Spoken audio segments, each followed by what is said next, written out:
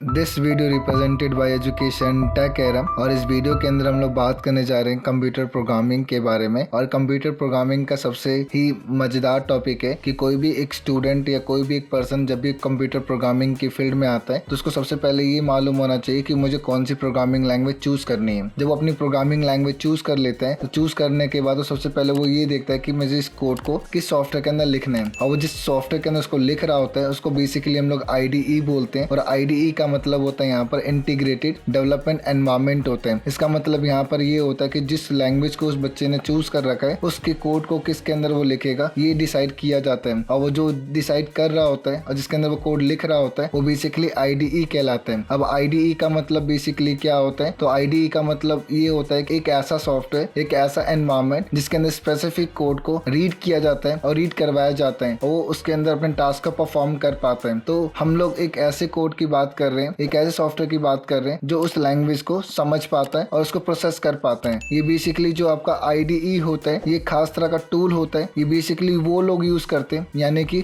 Software developer use करते हैं। और उनका यूज करने का मतलब यहाँ पर ये होता है क्योंकि उन्हें एक सॉफ्टवेयर को यहाँ पर क्रिएट करना होता है। वो क्या करते हैं, वो अलग अलग प्रोग्रामिंग लैंग्वेजेस को, अलग अलग प्रोग्रामिंग भाषाओं में कोड लिख करके एप्लीकेशन को डेवलप भी करते हैं।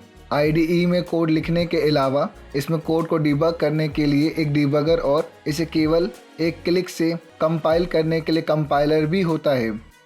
IDE के साथ प्रोग्रामिंग बहुत आसान हो जाती है क्योंकि इससे पहले के जितने भी हमारे पास IDE थे वो आज के टाइम के IDE के मुकाबले बहुत ज़्यादा एडवांस हो गए हैं। यदि हम पहले के कंपाइलर को देखें तो उनमें केवल टर्मिनल हुआ करते थे, लेकिन आजकल के जितने भी फिलहाल हमारे पास हैं IDE को मशीन लर्निंग एल्गोरिदम के साथ डिज़ाइन किया जाता है। इसका मतलब बेसिकली यहाँ पर ये होता है कि आप किसी भी अलग अलग लैंग्वेजेस को अगर आप यूज़ करते हैं लिखने के लिए आज के टाइम के IDE के साथ, तो वो बेसिकली वो क्या करता है कि आपको सुझाव देना शुरू कर देता है, जिससे कि आपको पूरा कोड लिखने की ज़रूरत नहीं होती और आप उसको अपने हिसाब से चूज करके उस कोड को कंप्लीट कर लेते हैं। इससे हमारा कोड जल्दी लिखा जाता है और हम अपने प्रोग्राम को जल्दी से जल्दी बना पाते हैं और इससे रीडेबिलिटी भी हमारी अच्छी बनती है और हमारी स्पीड बहुत फास्ट होती है। तो आज के टाइम के जितने भी फिलहाल हमारे IDEs हैं पहले के मुकाबले अगर देखा जाए तो आज की डेट में वो बहुत हाई टेक हो चुके हैं। इस वीडियो में सिर्फ इतना ही। अगर ये वीडियो अगर आपको अच्छी लगी तो इस वीडियो को और भी लोगों तक शेयर कीजिएगा। Thank you.